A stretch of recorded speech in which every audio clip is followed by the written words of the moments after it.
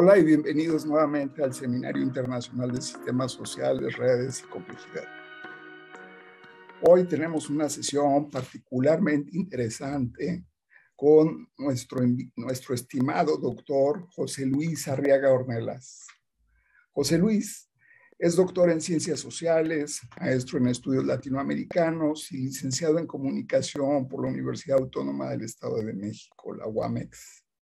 Se desempeña como profesor de tiempo completo en la Facultad de Antropología de la misma UAMEX y es actualmente líder del cuerpo académico Patrones Culturales de las Relaciones Sociales. Es miembro del Sistema Nacional de Investigadores del CONACYT Nivel 1 y su línea de investigación son los sistemas dinámicos y discursivos. Bastante satisfechos de que haya accedido a nuestra invitación, la exposición que nos brinda el doctor José Luis Arriaga Ornelas tiene como tema ver la migración como factor que ejerce presión sobre los sistemas sociales. Propuesta metodológica a partir del humano. Esperamos que al final de su exposición tengamos preguntas, comentarios y por supuesto retroalimentación de parte de compañeros estudiantes, profesores, colegas e interesados en el seminario. Sin nada más que decir, le cedo la palabra al doctor Arriaga. Muchas gracias. Sí, muy buenos días a todos. Antes que nada, pues agradezco sinceramente la invitación. Me da mucho gusto poder estar aquí. Desde luego agradezco en lo particular al doctor Carlos Sedano, que me hizo la invitación y me dio la posibilidad de estar aquí. Desde luego al Seminario Internacional de Sistemas Sociales, Redes y Complejidad, que alberga esta sesión. A todos los que nos acompañan, pues muchas gracias. Agradezco desde luego también la presentación y les comento que yo lo que voy a hacer, permítanme, voy a compartir la pantalla, es presentarles una propuesta. Creo que ahí ya se ve, ¿verdad? Muy bien. Sí. Les digo, yo lo que voy a presentarles es una propuesta que nace de un ejercicio, sobre todo pues en este momento teórico y metodológico, encaminado a replantear un problema, a tratar de mirar con ojos distintos y hacer preguntas diferentes a un tema que en nuestro país es muy, muy visitado por distintas disciplinas, la sociología, la antropología, diferentes disciplinas abordan el tema de la migración, lo hacen desde miradas pues, propias de las disciplinas y propias también de paradigmas clásicos que se han venido cultivando durante mucho tiempo, pero lo que nosotros quisimos hacer en este ejercicio, repito ahora teórico-metodológico, es replantear el problema, tratar de mirarlo desde un ángulo diferente y para ello nos apoyamos en los principios teóricos propuestos por Niklas Luhmann y su teoría de los sistemas sociales. Infortunadamente, esto se ha quedado todavía en lo teórico metodológico porque ustedes saben, estamos en el mundo desde hace ya casi 2 años en situaciones pues no convencionales, no normales por la pandemia de COVID-19 y cuando estábamos a punto ya de lanzarnos a poner esto a prueba en campo con mis estudiantes y algunos colegas de antropología, pues se suspendieron muchas actividades y fue ya prácticamente imposible llevarlo a cabo. Entonces hasta ahora no lo hemos llevado a cabo, pero confiamos en que en algún momento se pueda llevar a cabo esto, porque lo que les voy a presentar ahora encierra, digamos, la idea de que es posible ya, dando por sentado que existe la migración en muchas localidades de nuestro país, de nuestra entidad en lo particular. Yo estoy en el Estado de México y hay, sobre todo en el sur de nuestra entidad, muchas localidades que tienen ya desde hace algún tiempo la migración, sobre todo migración internacional, como un elemento permanente, y ya dando por descontado que eso ocurre, que la gente migra, que permanente están yendo y viniendo, etcétera. Creemos que es posible separarnos un poco de esos paradigmas que siempre se preguntan de por qué la gente se va, a dónde se va, en qué cantidades se va, cuándo regresa y las vicisitudes de migrar y cosas por el estilo, centrarnos en los sistemas socioculturales de donde provienen estos migrantes y ver cómo ahí están ocurriendo cosas, se están reconstruyendo, se están reestructurando a partir precisamente del factor migración ya como algo permanente. Entonces, en una primera parte de mi exposición, un pequeño conjunto de elementos que nos ayuden a ver de dónde partimos, ¿no? El primer asunto es cómo se ha pensado la migración. Les decía yo hace un rato que distintas disciplinas la abordan, cultivan algunos ángulos que no son ya pues familiares, ¿no? Sobre todo dos grandes campos creo yo que se pueden identificar. Uno que pone el énfasis en las dimensiones pues más amplias, ¿no? En lo social, lo demográfico, lo cultural, esas grandes categorías que permiten pensar procesos. Y ahí, desde ese ángulo, pues se nos habla siempre de la expulsión o atracción de grupos de personas. Hay como una especie de privilegiar el análisis económico, ¿no? Como la óptica de observación de estos flujos. Pero también está la otra parte que echa la mirada sobre las esferas personales y o contextuales de los migrantes. Estamos hablando del nivel microsocial, porque ahí la pretensión es conocer la cotidianidad de los migrantes y las maneras en que producen o reproducen sus subjetividades. Entonces, estos dos grandes campos de estudio son los que han alimentado el conocimiento que hoy tenemos en términos generales, y estoy hablando, repito, del fenómeno que sobre todo en México es pues algo recurrente. Tenemos ya décadas de que la gente viaja, sobre todo estamos hablando, repito, de migración internacional, que en nuestro caso es básicamente hacia los Estados Unidos, un poco a Canadá y algunos otros países, pero es algo muy, muy pequeño. En el caso de la migración hacia los Estados Unidos, ya estamos hablando de decenas de millones de personas que han hecho ese proceso de migrar.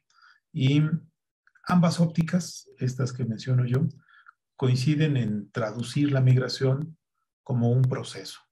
Y lo que se proponen, básicamente en términos muy gruesos, que estoy hablando ahora, es distinguir etapas, definir algunos procesos, analizar patrones, ¿no? O sea, como a lugares a los que se viaja, desde dónde y hacia dónde, y algunas otras recurrencias que es posible identificar siguiendo algunos de estos patrones. Producto de estos trabajos que históricamente se han desarrollado sobre la migración, lo que identificamos es que lo que se busca permanentemente es explicar las causas de la migración y describir el proceso de migrar, ¿no? De salir de su lugar de origen y buscar un lugar en donde se pueda conseguir trabajo, hacer la vida, etc. Y esto ha llevado, esta búsqueda de explicar las causas y describir el proceso, algunas teorías que pues, aquí solo las nombramos, no las desarrollaremos: la teoría neoclásica, la teoría del mercado de trabajo dual, la teoría del sistema mundial, la teoría de las redes sociales, la teoría de los sistemas de migración, entre otras. Son, digamos, las explicaciones que se han dado a estas preguntas sobre las causas y sobre las razones de la migración.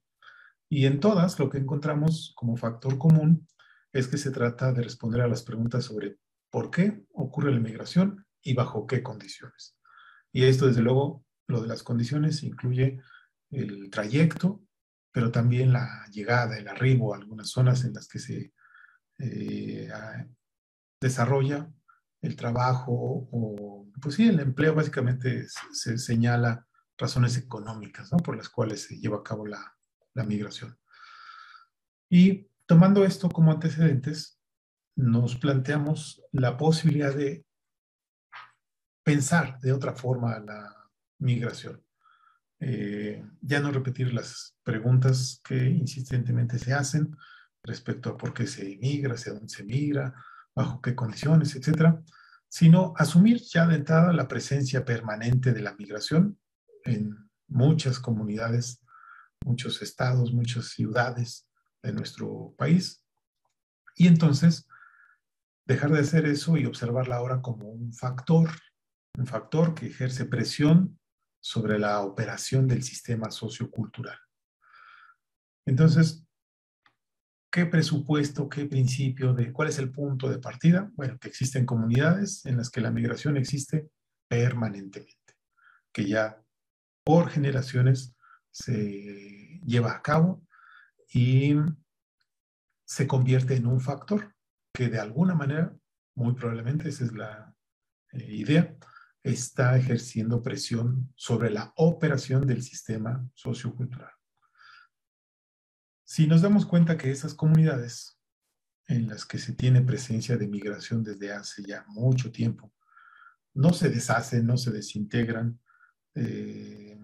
tendríamos que preguntarnos qué es lo que ocurre cuando algunos de sus miembros migran, porque, repito, no se deshacen, pero tampoco permanecen inalteradas. No es posible pensar que eso ocurre. Entonces, son sistemas que no se desorganizan, sobre todo porque la cantidad de energía, materia, información que ingresa a partir de la migración no lo hace de manera masiva como para lograr una desorganización del sistema, sino que se hace paulatinamente. Y entonces eso, creemos, lo que provoca es que al interior de estos sistemas socioculturales empiece a haber algunas modificaciones, algunos ajustes, y hacia allá es en donde quisiéramos poder mirar. Esta propuesta metodológica tiene como inspiración, desde luego, ya lo mencionaba yo desde hace un rato, la propuesta teórica de Niklas Luhmann, y entonces estamos retomando de él algunas ideas, algunos conceptos que enlisto aquí, el de decisión, sobre todo ver, este es algo muy, muy importante, a la migración, al acto de migrar, como una decisión contingente. Por eso están estos dos conceptos, primero la decisión y la contingencia. Si devolvemos a la decisión de migrar su carácter contingente, estaríamos en presencia de toma de decisiones, selecciones, que conformarían cadenas de selecciones. Ese es el otro concepto. Y en la medida que podemos identificar cadenas de selecciones, podemos identificar la recursividad de las mismas, estaremos en condiciones de poder identificar, delimitar un sistema, unidades sistémicas constituidas a partir de la recursividad de selecciones de quienes en ella se encuentran, ¿no? De sus habitantes. Entonces, ¿en qué consiste esta idea en términos generales? Además, déjenme abrir aquí un paréntesis. Esto que les estoy presentando fue publicado a mediados del año pasado en una revista llamada Uniandes Episteme, revista digital de ciencia, tecnología e innovación. Y les repito, tras la elaboración de esto que les presento, su publicación, queríamos precisamente en el año 2020 lanzarnos a ponerlo a prueba, pero ya no se pudo, ¿no? Entonces, esta publicación pues está ahí, ¿no? Acceso abierto, se puede consultar. De hecho, creo que el doctor Carlos le mandé link para que se lo sugiriera como lectura.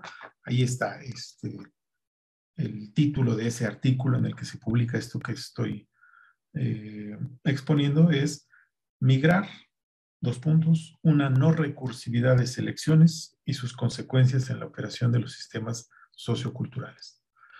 Bueno, entonces aquí cierro el paréntesis de la publicación que pueden consultar. Y ahora sí, empiezo con la propuesta metodológica. Primer punto.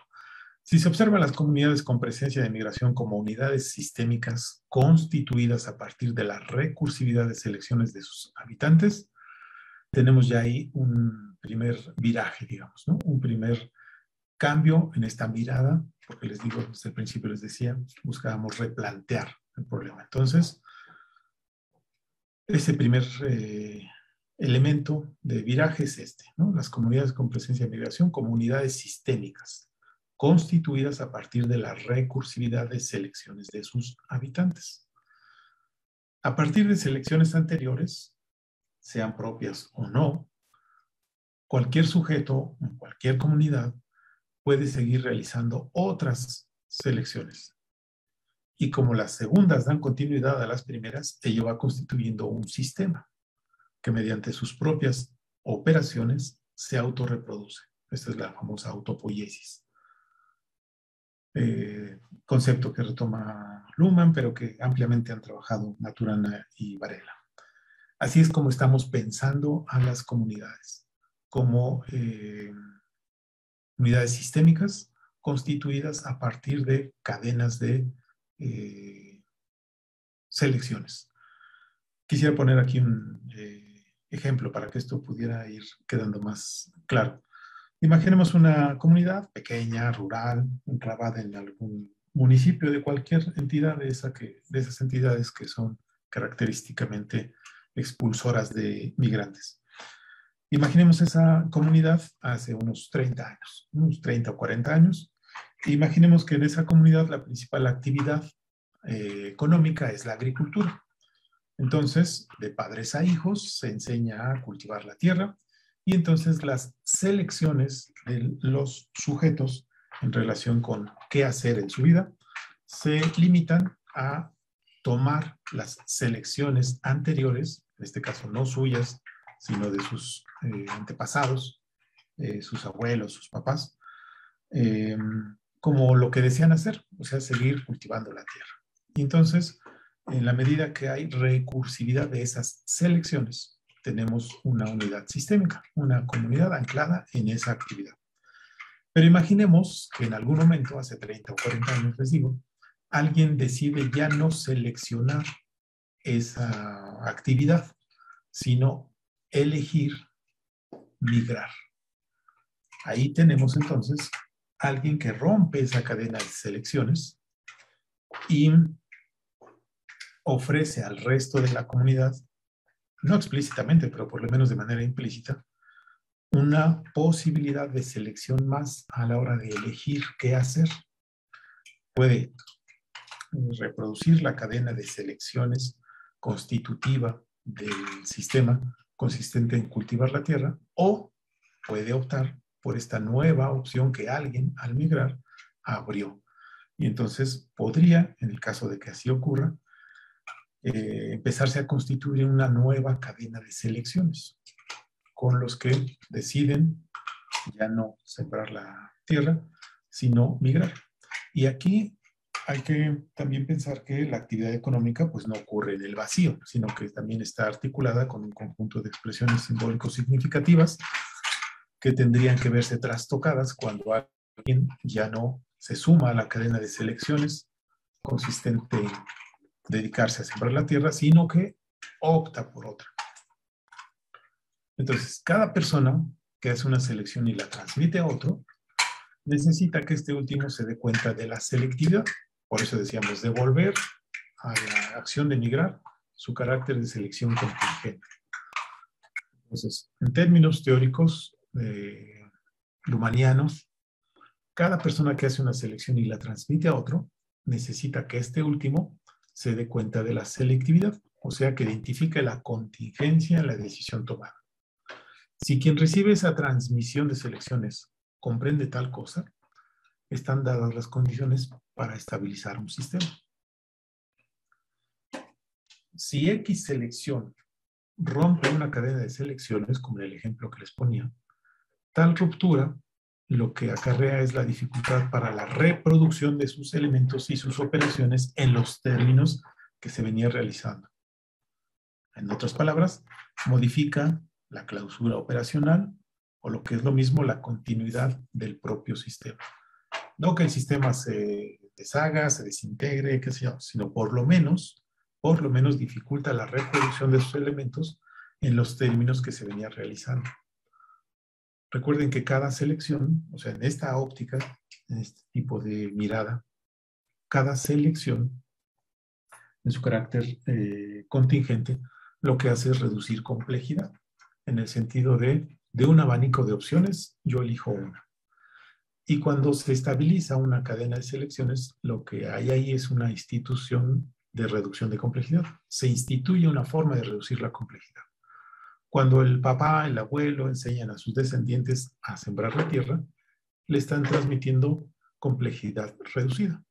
Ya no es tan amplio el abanico de opciones, sino lo que nosotros hacemos es sembrar la tierra. Y se le enseña eso se le transmite complejidad reducida. Pero cuando alguien, como en el ejemplo que ponía, toma otra selección, el abanico se vuelve a ampliar. Hay al menos dos opciones. Bueno, avancemos. Las selecciones adoptadas por quienes migran, en este ejemplo que les digo, se estarían apartando de las redes de recursividad que sostienen las instituciones, modelos y subjetividades que se habían mantenido presentes ahí, en sus comunidades, en sus localidades, en sus lugares de origen. Entonces, la migración termina por ejercer una presión que altera el estado de la unidad sistémica, esa unidad sociocultural, y que nos parece que sería posible determinar esa alteración a través de información relacionada con los agentes y circunstancias que intervienen en los procesos de producción, demanda y consumo de acciones significativas. Entendemos por eso objetos, conductas, ceremonias, etc. Aquí viene entonces, digamos, la parte sustancial de la propuesta metodológica. Registrar las nuevas posibilidades del hacer, esas que se están cristalizando en nuevas selecciones recurrentes a raíz de la presencia del factor migración. En el ejemplo que yo les ponía y que decía, imaginemos esa comunidad hace 30 o 40 años, un primer elemento de esa comunidad hipotética tomando la decisión de ya no dedicarse a las actividades agropecuarias, agrícolas que le enseñaban las generaciones precedentes, sino migrar, rompe ahí la cadena de selecciones, pero no constituye su acción una nueva cadena de selecciones, sino hasta que la misma es retomada por alguien más, por otros más, un tiempo después, una generación después, varias generaciones después, repitiendo esa selección, estaría constituyendo una nueva cadena de selecciones, que no necesariamente nulifica la otra, podría estar conviviendo, coexistiendo, pero el hecho de que existan al menos esas dos cadenas de selecciones, lo que hace es incrementar la complejidad y hacer que la contingencia de las selecciones pues también tenga que enfrentarse con eso.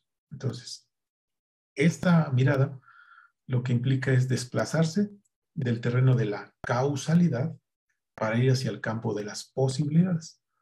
En el campo de la causalidad, alguien podría, de hecho hay muchos trabajos que nos dirían, a ver, como deja de ser rentable el sembrar la tierra,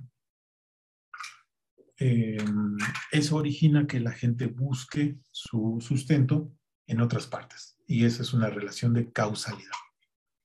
La falta de rentabilidad en la actividad agrícola deriva en migración. ¿Ok? Hay estudios, les digo, que documentan eso en distintos ámbitos, en distintos niveles, y nos establecen la relación causal entre una cosa y la otra. Pero aquí, con esta propuesta, desplazarnos hacia el campo de las posibilidades, implicaría ir identificando los puntos problemáticos que rigen las posibilidades de variación del sistema. ¿Qué quiere decir esto? Que si se atienden los distintos aspectos que conforman el núcleo cultural de una comunidad, ¿qué sería ese núcleo cultural? Pues las actividades de subsistencia, la organización social, la organización política, la organización religiosa, y se generan los datos acerca de las distintas selecciones que toma la gente para orientar sus comportamientos, se puede saber, eso es lo que creemos, cómo están constituyéndose las redes de recursividad que mantienen funcionando al sistema, a estas unidades sistémicas, que les decía, esa es la forma de pensar a las comunidades para hacer viable esta propuesta. Vamos a tratar de desarrollar esto en las siguientes diapositivas. Miren. Quien vive en una sociedad recibe de ella los límites para las selecciones que puede actualizar en la comunicación. La comunicación, principio, concepto clave en la teoría humaniana, implicaría la selección y con esa selección la información que un emisor transmite a un potencial receptor que requeriría identificar la información, es decir, la selección que está detrás, la acción contingente que encierra, y así cerrar el ciclo de la comunicación en esta idea lumaniana de comunicación. Y entonces, cuando decimos que quien vive en una sociedad recibe de ella los límites para las selecciones que puede actualizar en la comunicación, nos estamos refiriendo a esto que les decía yo de la institución de formas de reducir la complejidad. Cuando le enseñamos a alguien cómo hablar, cómo comer, cómo vestirse, cómo organizarse en términos de formar una familia, etc., estamos ahí transmitiendo complejidad reducida y generando comunicación porque se transmite a las nuevas generaciones los límites para las selecciones. En esta óptica, los límites no son geográficos. Y pensemos ya en el migrante. El migrante que, saliendo de una comunidad, deja probablemente en esa comunidad una familia, una esposa, algunos hijos o algunos padres, algunos hermanos, etc. Se desplaza, se mueve geográficamente hacia otro ámbito del país o del extranjero, como decíamos hace un rato. Pero aquí la cuestión, la pregunta, la interrogante es cómo él sigue tomando sus decisiones, las sigue tomando esas elecciones que hace cotidianamente a partir de lo que recibió en la sociedad de la que proviene. Esto implicaría que los límites de la comunicación, de la forma en que toma las elecciones, no son geográficos. Y por ello las figuras de, por ejemplo, familias transnacionales, paternidad semipresencial, redes transnacionales de apoyo, en fin, confirmarían eso de que los límites no son geográficos, sino comunicacionales. Si esto es así, se imponen las preguntas siguientes. ¿Bajo qué mecanismo se acepta una selección como la de irse a otro país y dejar a la familia? ¿De qué manera se aceptan selecciones como la de formar un núcleo doméstico monoparental, la exogamia, la jefatura de familia femenina, la renuncia a cargos comunitarios o hasta el cambio de credo religioso, que son todos ellos fenómenos que se ven aparecer en las comunidades expulsoras de migrantes? Hay en todo esto que les comento una hipótesis implícita, una idea que se quiere poner a prueba y que consiste en lo siguiente. Hay una variación en la diferenciación primaria de estas sociedades, que son expulsoras de migrantes. O sea, en la primera reducción de complejidad. Y gracias a tal variación es que siguen funcionando la familia, la economía, los sistemas de cargos, las instituciones políticas, religiosas, etc. Repito, una variación en la diferenciación primaria de estas sociedades. Ahorita tenemos que explicar esto de la diferenciación primaria y ver el alcance de una variación ahí en la diferenciación primaria. Sería preciso entonces dimensionar esta variación porque implica mover los límites de la complejidad admitida y ensanchar los de la selectividad para la sociedad. Antes de decir los pasos a seguir, quisiera quedarme un momento para explicar esto de la diferenciación primaria de estas sociedades, y es desde luego pues una explicación que el propio Luhmann nos da y que estamos retomando, y que es necesario comprender claramente para identificar las dimensiones de lo que se podría estar en condiciones de ver si nos desplazamos del terreno de la causalidad hacia el campo de las posibilidades.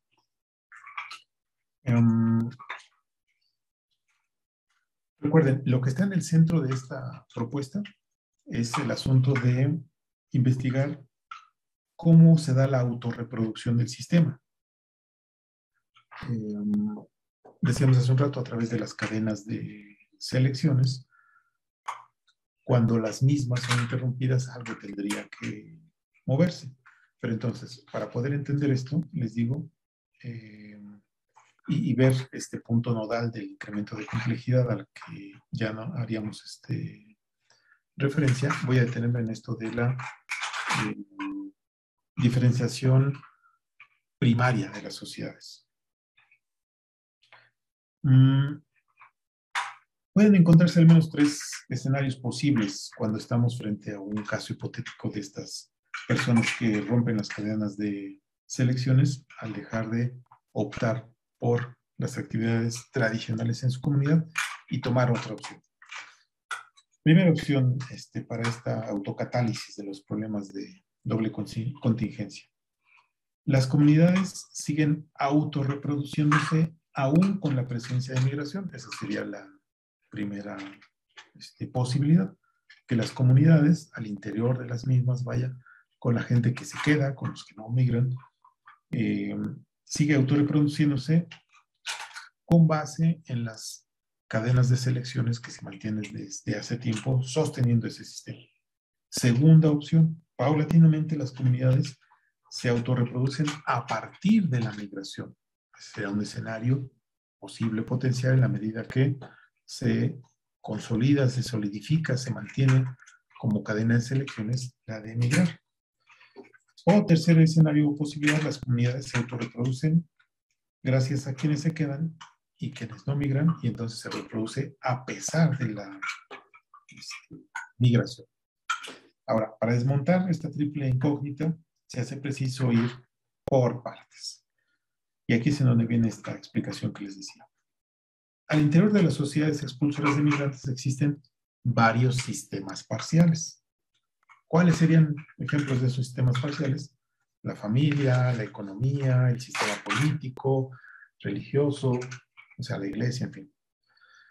La forma en que se adoptan selecciones al interior de esos sistemas parciales está determinada por la estructura de esa sociedad, que no es otra cosa sino el conjunto de premisas para la operación autorreproductiva o autopoyética de esos sistemas. Si la estructura sufre alguna mutación, también la experimenta la sociedad. A ver, entonces, siguiendo los principios de la teoría lumaniana, se asume que en toda sociedad se pueden identificar sistemas parciales, pero hay que establecer cómo están trazados los límites de esos sistemas y sus entornos, ¿no? Recuerden, ustedes lo saben, cada sistema tiene su entorno, que es precisamente lo que no le pertenece y que puede mirar justamente como ajeno, ¿no? El entorno. Por ejemplo, en una sociedad simple pueden identificarse una diferenciación de tipo segmentario. ¿Cómo es una diferenciación primaria de tipo segmentario? Aquella en la que los sistemas parciales son iguales respecto a su principio de formación. Tal principio se da por la descendencia o por la residencia, por ejemplo, ¿no? Los sistemas parciales de una comunidad, que podrían ser las familias, y entonces la segmentación puede repetirse al interior de los sistemas parciales primariamente diferenciados, y en esta lógica, para una sociedad con diferenciación basal de tipo segmentario, la complejidad admitida no es muy elevada, pues cada sistema parcial, o sea, una familia, solo observa en su entorno otros sistemas iguales a él. De tal modo, la selectividad es muy limitada. Solo se puede elegir entre lo que es común o familiar y lo que no. Pero cuando por alguna razón la igualdad se imposibilita, ante la ausencia de reciprocidad, vaya, otro principio de diferenciación puede regir. Y aquí es en donde, en el ejemplo que ponemos, cuando alguien decide emigrar, deja a su familia y su familia ya está constituida de una manera distinta a las otras, pues ya no hay esa reciprocidad, esa asimetría que permitiría solo diferenciar entre lo que es familiar o común y lo que no lo es. Ya viene otro principio de diferenciación que puede regir. Quizá el que distingue entre centro y periferia, o el que distinga entre estratos jerárquicos. Estas nuevas formas de diferenciación tienen en común el hecho de que los sistemas parciales son desiguales. Son desiguales con respecto al principio que les da forma. Entonces, el incremento de complejidad y la no suficiencia del principio de diferenciación primaria vigente para procesarla es lo que nos estaría interesando.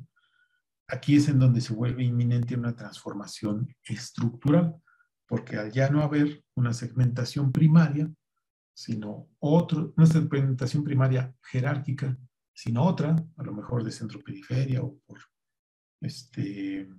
estratos jerárquicos, en fin, se empieza a ver la necesidad de ajustar, ¿no? Entonces, ahora sí, pasos a seguir para poder ver esto en la realidad, poder identificar, digamos, que esto en efecto tiene algunas consecuencias a nivel de la forma en que se reduce complejidad, la diferenciación basal, en fin. Primer paso, establecer la comunidad con presencia de migración, o sea, uno identifica una comunidad en la que es un factor común que algunos de sus integrantes migran. Enseguida se puede llevar a cabo el ejercicio de dimensionar los flujos migratorios. Esto pues ya hay registros porque hay de hecho instancias como el INEGI o como el Consejo Nacional de Población o diferentes instancias que ya registran los flujos migratorios. Cuánta gente sale, qué etapas, en qué temporadas, perdón, del año, en fin. Se pueden dimensionar los flujos migratorios. Como tercer paso, recabar datos estadísticos básicos para un periodo de tiempo similar a aquel en el que ha estado presente la migración. O sea, datos relativos al territorio, a la población, a la actividad económica, la infraestructura, hogares, educación, salud, todo eso que tienen el censo de población y vivienda, el censo económico, el censo agropecuario, todos esos registros nos permitirían recabar esos datos estadísticos básicos.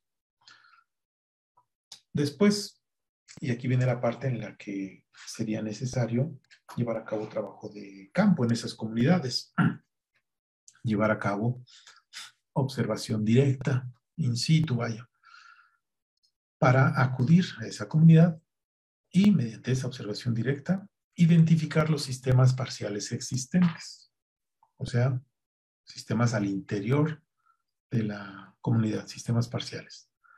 Aquellos que producen por sí mismos elementos y estructuras propias, que están operacionalmente cerrados, que experimentan esta autopoiesis, que tienen modos específicos de operación propia. Ejemplos de ellos, de sistemas parciales que se pueden identificar al interior de algunas comunidades, familia, organizaciones, sistemas de cargos, dependiendo, ¿no?, el caso del que se trate.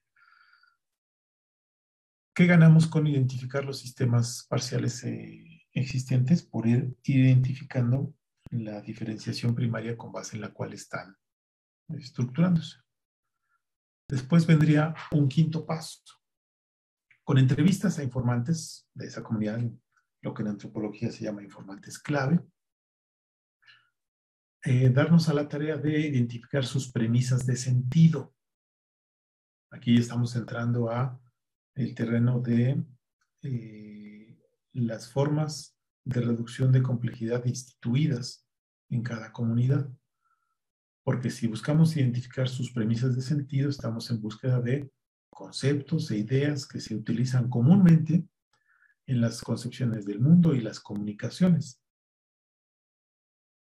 Recoger autodescripciones de la sociedad, identificar el repertorio de temas utilizados para la comunicación, lo que es usual en materia de sentido generalizado, así como lo que es nuevo o emergente y requiere ser gestionado de algún modo para incorporarse a la reserva de temas de esa comunidad. Esto se tendría que realizar mediante entrevistas con informantes en la comunidad y también mediante un instrumento diseñado ex professo para ello, identificar aquellos criterios selectivos que son utilizados por la población ante temas específicos. ¿Como qué ejemplos de temas específicos? Proyectos de vida, porvenir de la comunidad, aspiraciones, ¿no?, de los sujetos, modelos de familia, roles de género, división del trabajo, organización social, religión, consumo, dinámica de la unidad doméstica, diversión, ocio, salud, en fin. Tendría que ser un instrumento que nos permitiera precisamente identificar esos criterios selectivos.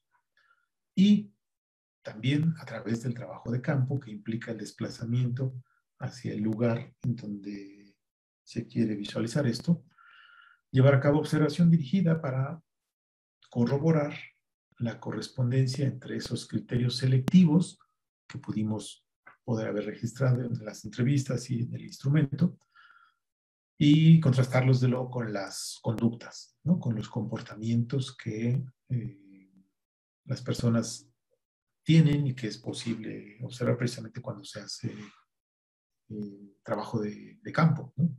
Este diseño, también valga la pena aclararlo, tiene mucha influencia del proceder etnográfico, antropológico, vaya, el método privilegiado de la antropología, la etnografía, precisamente por el lugar en el que yo laboro, en donde imparto clase, en donde desarrollamos nuestro cuerpo académico, y por eso una parte central del trabajo tiene que ver con acudir a campo, ¿no? Con no solo quedarnos con los registros demográficos, flujos migratorios, remesas, todo eso que se puede recabar, como lo decíamos en los pasos primeros, a través de los censos, de los registros de diferente orden que hay para dar cuenta de que la migración está presente, sino desplazarse en el sentido epistemológico de la antropología de un desplazamiento geográfico, pero también mental, de acudir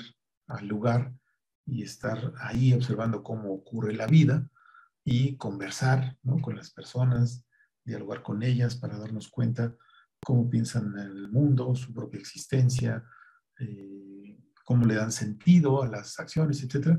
Y por eso es que los pasos 4, 5 y, bueno, estos que están aquí en pantalla, del 4 al 7, implican ese trabajo, ¿no? De campo, porque en la antropología esto es, digamos, parte de la formación de los estudiantes, acudir a los lugares. Y esto de llevar a cabo entrevistas, dialogar y aplicar algunos instrumentos, algunas guías de observación, etcétera, pues es propio de esos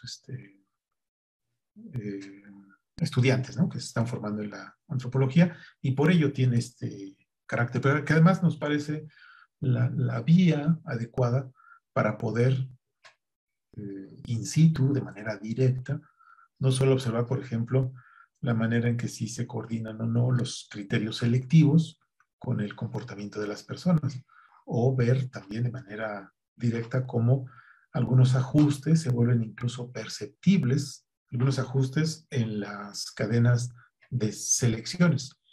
Porque, por poner un ejemplo, cuando en una comunidad, que esto es algo que sí se ha desarrollado acá como trabajo de investigación sobre la migración, cuando en una comunidad permanentemente los que salen son los hombres y se quedan las mujeres, los sistemas de cargos que tradicionalmente eran estructurados también a partir de la incorporación solo de personas del sexo masculino, empiezan a incorporar personas del sexo femenino y se vuelve entonces una forma de reducir la complejidad, la idea de que también las mujeres pueden tomar parte en los sistemas de cargos y ya no se ve extraño.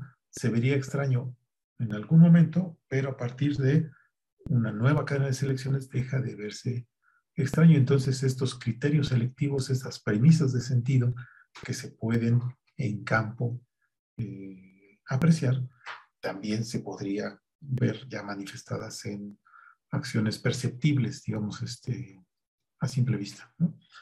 Entonces, ¿qué información se obtendría y cómo procesarla?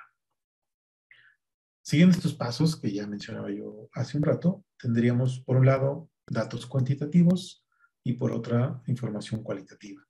Los datos cuantitativos, derivados de los primeros pasos que yo les decía ahí, el 2, el 3, estadísticas básicas que mostrarían lo que es, o sea, lo que hay, digamos, en las dimensiones de la comunidad, su disposición espacial, número de habitantes, actividades económicas, etc.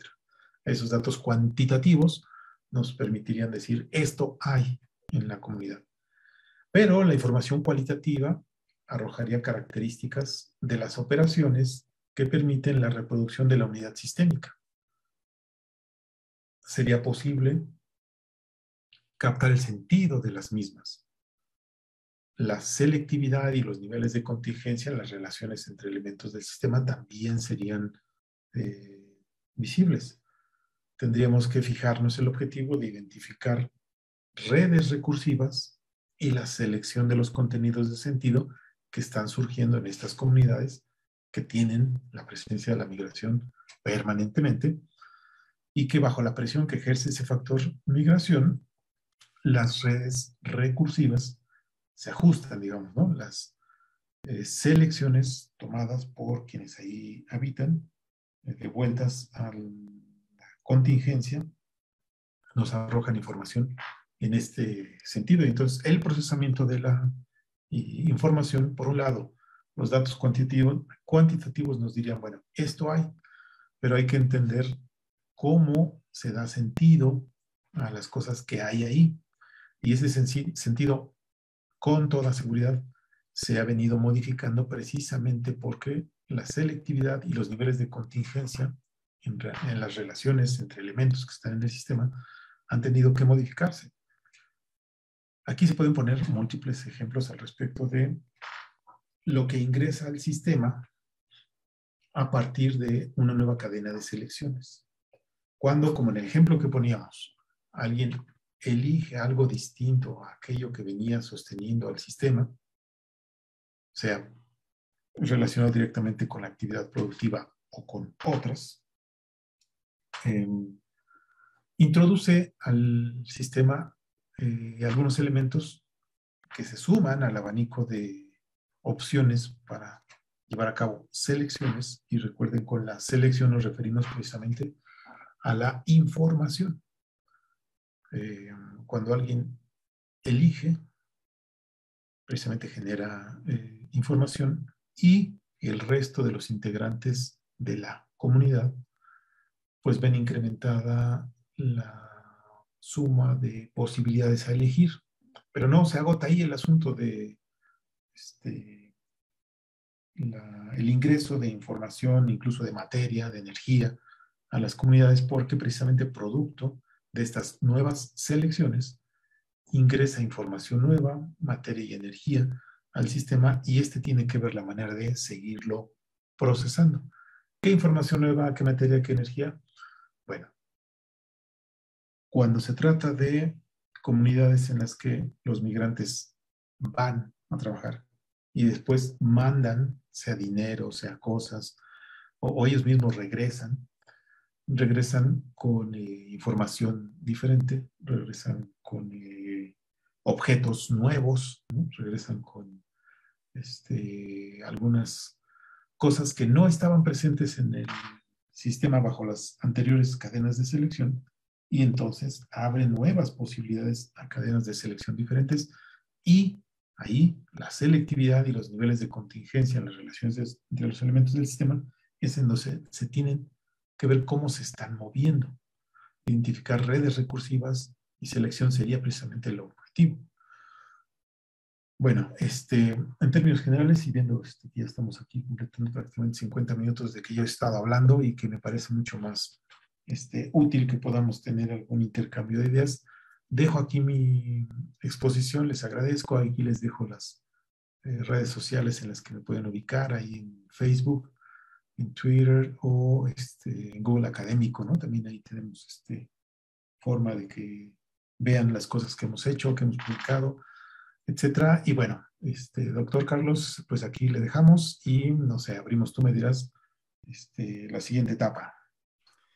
Pues esperamos los comentarios o preguntas después de esta brillante exposición del estimado doctor José Luis Arriaga Ornelas con el tema ver la migración como factor que ejerce presión sobre los sistemas sociales, propuesta metodológica a partir del Luhmann. Esperamos algunos comentarios, algunas preguntas, que creo que ya hay varios. Permíteme unos segundos.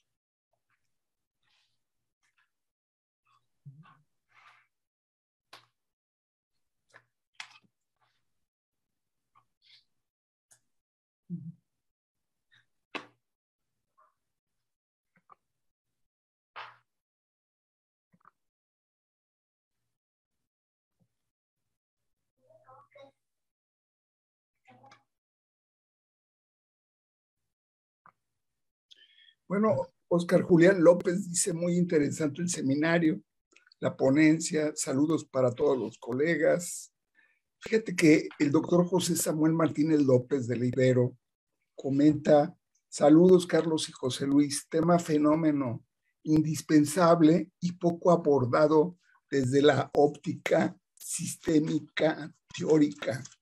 Y este comentario que hace José Samuel Martínez López me parece muy interesante porque de alguna manera es una especie, digamos, como generación, búsqueda o construcción de sistemas entornos diferentes a los comunes, ¿no?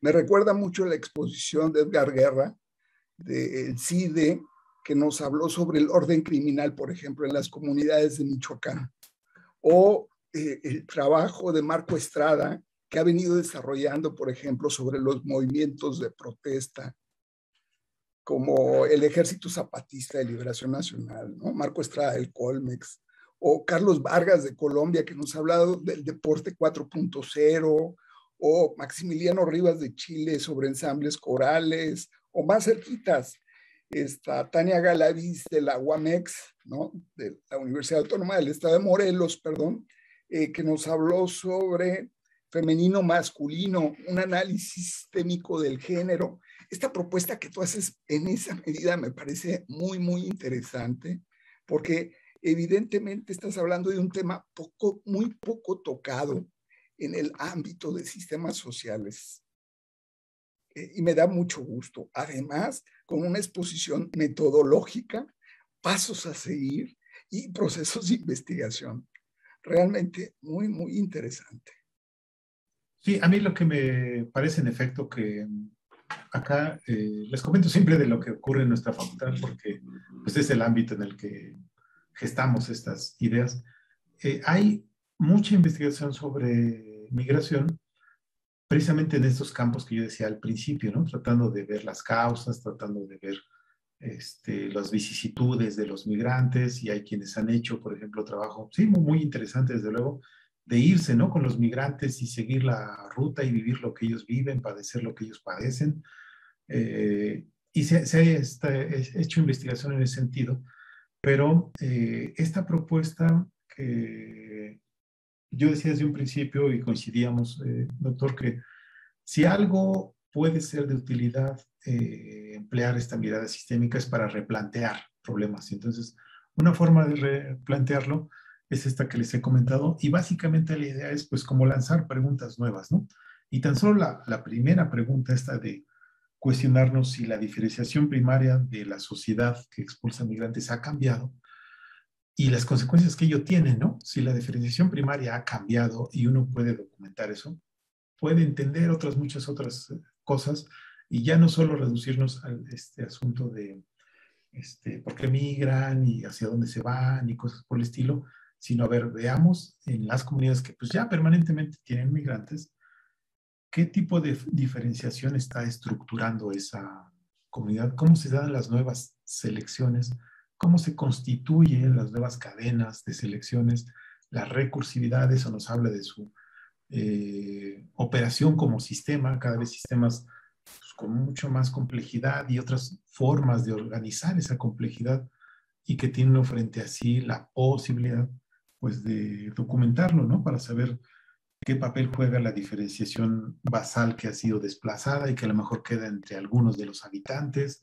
y el estira y afloja al interior de las comunidades, las múltiples negociaciones, en fin, hay muchas preguntas que se desprenden cuando uno replantea el problema, porque la complejidad que debe reducir esa sociedad, pues tiene que ser procesada en formas de diferenciación distintas a las que tenía y que de repente, pues parece que no nos damos cuenta de eso y nada más sale la gente y hay que contar cuánto salen y cuánto dinero mandan y en qué se lo gastan y cosas por el estilo, pero no a nivel digamos, a nivel constitutivo de la sociedad, hay muchas cosas que se mueven. Bueno, fíjate que tienes dos comentarios de José Pablo Tobar Quiñones de la Fundación Sicomoro de Madrid, España. Dice, felicidades, José Luis. Un tema muy interesante, muy innovador desde la perspectiva de sistemas. Me gustaría preguntarte si consideras viable realizar un análisis similar centrado en los lugares de recepción de migrantes. Y tiene algo como la presencia de estos nuevos pobladores construye nuevas formas de comunicación en los lugares de acogida y modifican la comunicación social de esos nuevos lugares a los que se llega. Sí, claro. Este ejercicio se podría replicar porque, desde luego, que nuevos elementos ingresen a esas comunidades de acogida, pues también implica incremento de la complejidad y necesidad de procesarla.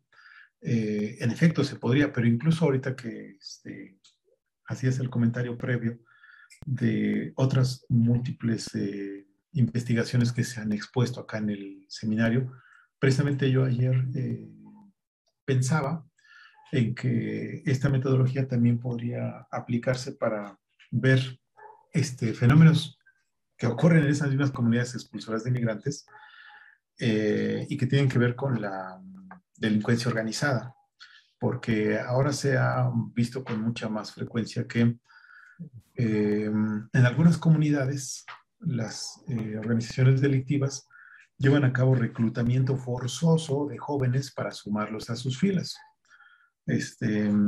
Y sobre todo en el Bajío, digamos, esto lo he visto yo documentado en algunas zonas del Bajío, que va, pues, Guanajuato, también desde luego Michoacán, regiones así en las que, bueno, las opciones que tendría algún joven para llevar a cabo la selección de qué hacer con su vida implicaría, bueno, a lo mejor algún tipo de complejidad reducida, instituida ya, como es ir a la escuela, conseguirse un oficio, algo por el estilo, trabajar ahí en su comunidad.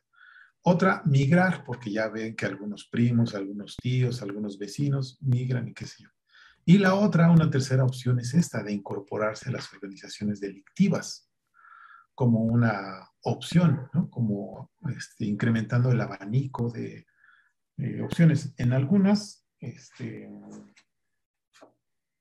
comunidades, la segunda de las opciones, que es la que consiste en migrar, se convierte como en escape para no tomar la otra, la de incorporarse a las filas de la delincuencia organizada.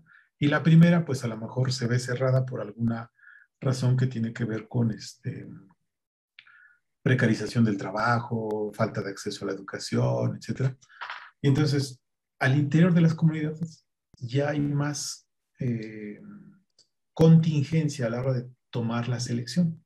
Ya no es una comunidad en la que se nacía ahí, se aprendía a ser agricultor o ganadero, lo que hubiera ahí, digamos, de actividad primaria, y ya las selecciones eran muy reducidas, sino que ahora hay un abanico más amplio, e incluso que les decía de la incorporación a las filas de la delincuencia organizada, como vía incluso para obtener a lo mejor ingresos rápidos y dinero fácil y toda esta parafernalia que va enmarcando a la delincuencia organizada, ¿no? Fíjate que tienes otro comentario de Milton Aragón que dice, bueno, Milton Aragón del Centro de Investigaciones Interdisciplinares de la Universidad Autónoma de Coahuila, dice, excelente presentación del doctor Ornelas. Nos plantea uno de los puntos más criticados de la teoría de sistemas sobre su dificultad para bajarlo a la realidad. Me surge la pregunta, si los migrantes aumentan la contingencia o la reducen en el sentido del lugar a donde llegan, metrópolis por ejemplo, al que llegan y ocurre de manera inversa al regreso a las comunidades. Felicidades por la charla. Sí, es lo que yo decía hace un ratito y gracias a Milton. Después también agradezco Pablo, que no le di las gracias por el comentario, José Pablo. Yo decía hace un ratito que el regreso, el flujo de información, de materia, de energía también tiene que ver con eso. Los migrantes se van a lo mejor por temporadas o se van durante un tiempo y después regresan, en fin. Cuando van y regresan, cuando mandan cosas, cuando hay comunicación permanente, ¿no? Vía telefónica, vía incluso ahora estas tecnologías de podernos conectar y conversar virtualmente, viéndonos en la pantalla, cuando mandan objetos, en fin, salen de una unidad sistémica e ingresan a otra unidad sistémica, elementos como materia, energía, información, que aquí, y eso es lo importante, no terminan por desorganizar al sistema en el sentido de que pues, termine deshaciéndose o que eleve su entropía a tal grado que pues ya no hay forma de ahí hablar de una comunidad, sino precisamente ingresa a ese lugar y es procesado, es incorporado, es significado, ¿no? Se le da algún sentido, y uno empieza a ver en las comunidades otro tipo de construcciones, otro tipo de vestimenta, otro tipo de lenguaje, otro tipo de elementos ahí presentes que son producto precisamente de el flujo. Y entonces eso también es preciso documentarlo, pero en el sentido de estar ejerciendo presión sobre el sistema sociocultural. Y bueno, al ejercer presión y este sistema llevar a cabo esta autocatálisis, digamos, a incorporarlo a nuevas formas de organización. Y entonces ya ahí tenemos pues toda una tarea pues, enorme, ¿no? Por realizar para documentar todo esto. Y yo les decía también hace un rato, no hemos podido, por la cuestión de la pandemia, poder salir a campo y aterrizarlo, porque sí, en efecto, Aluman siempre está ahí el tachicito, el asterisco de decir, pues, suena muy bonito, pero luego cómo lo bajamos, ¿no? A la realidad y cómo hacemos investigación de eso. Y nosotros proponíamos esto y íbamos a hacerlo, pero luego se nos vino la pandemia y ya no pudimos salir a campo.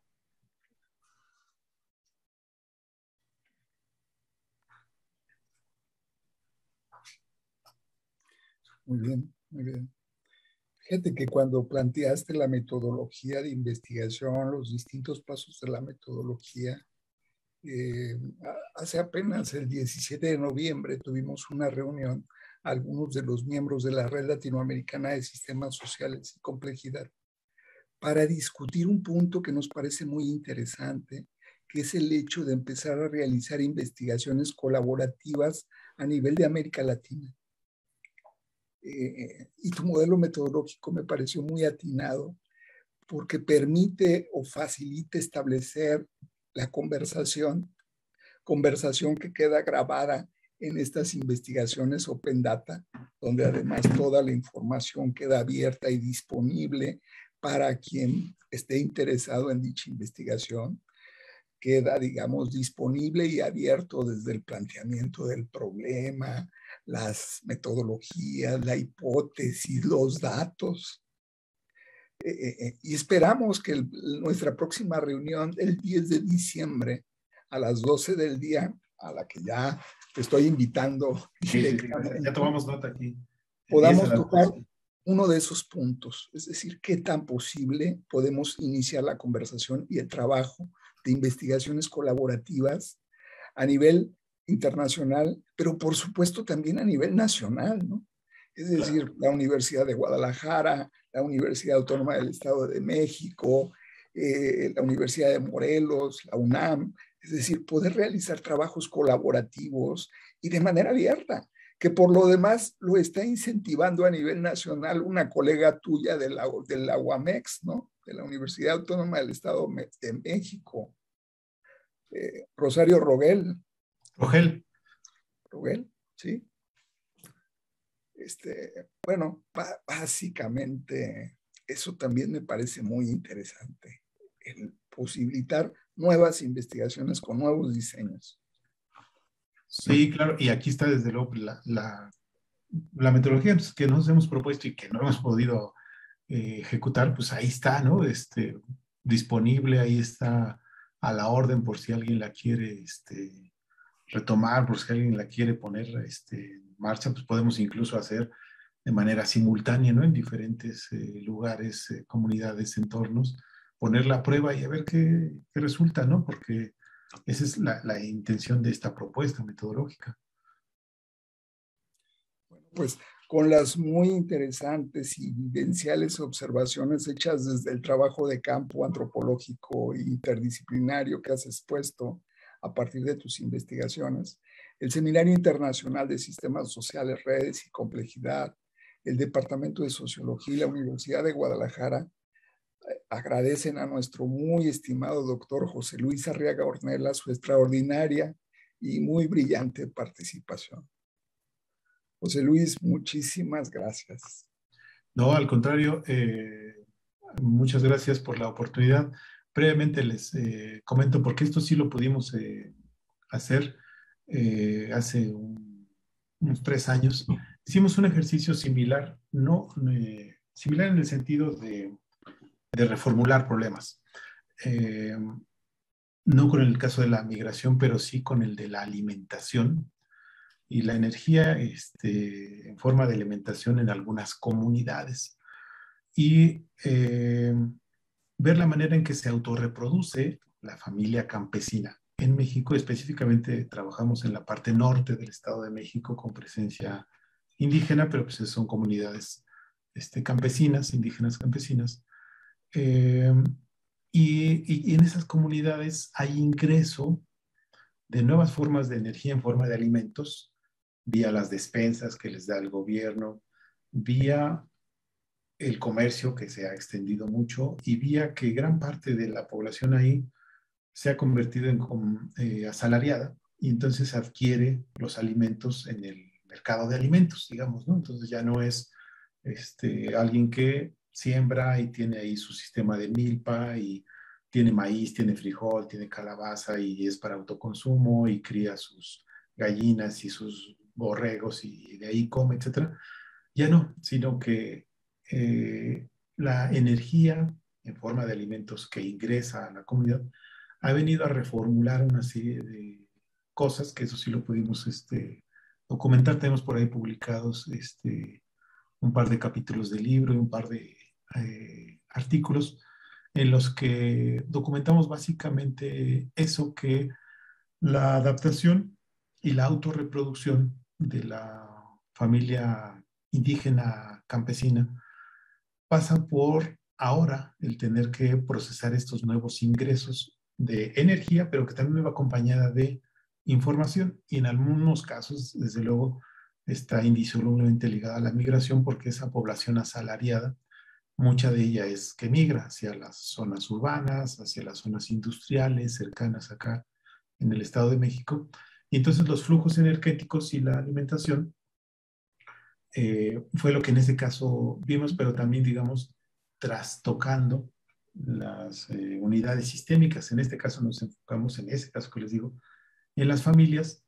Y sí, tenemos, y es algo muy, muy curioso, que miren, para seguir sosteniéndose como unidad sistémica, mantienen la agricultura como una actividad a la que se dedican básicamente las personas mayores, pero a la que confluyen en momentos muy específicos del ciclo agrícola las otras generaciones, incluso las que han migrado o las que se encuentran estudiando o las que laboran en fábricas o qué sé yo, y que se dan cita cuando se siembra, cuando se cosecha, cuando se da, digamos, en términos ceremoniales, la apertura y clausura del ciclo agrícola, regresan y además es gente que le mete dinero de afuera a la parcela, porque la misma pues ya no deja, pero se sigue conservando en términos simbólicos significativos, como aglutinante de la sociedad. Y entonces la gente le dedica dinero, o sea, alguien que sale a trabajar, ¿no? Uno de los hijos de la familia es obrero, y del dinero que gana lo invierte para que ya se alquilen el tractor o la yunta o para el fertilizante o para pagar los peones que ayuden a cosechar, en fin. La cadena de selecciones relacionada en ese caso con la siembra se mantiene como elemento aglutinante de la familia, aun cuando los que... Y además la familia campesina tiene, es algo muy antropológico, la característica de la división social del trabajo al interior de la familia, y la familia es la unidad de producción y de consumo, y entonces lo que se gana afuera se vierte para la milpa porque ellos tienen el gusto, por ejemplo, de ir y que su mamá les haga tortillas, ¿no? Y a mano, y ese sabor de estar en torno del fogón y recibir la tortilla calientita y cosas por el estilo, es lo que le da sentido a la razón por la cual se fueron a trabajar, ¿no?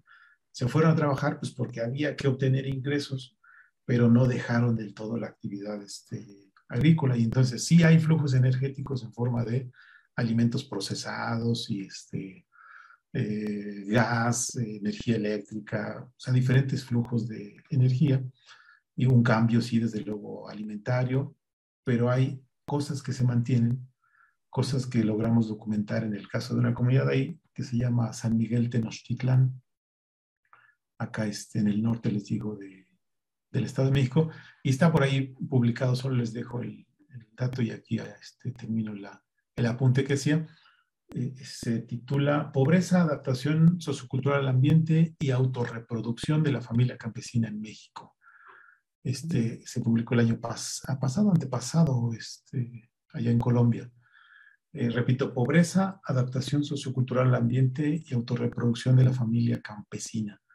Es otro ejercicio, les digo, que en esta búsqueda de reformular problemas, mirarlos de un modo distinto, lanzar preguntas diferentes y empezamos a obtener ahí algunas respuestas diferentes también. Excelente. Ya tenemos una nueva conferencia para el próximo año.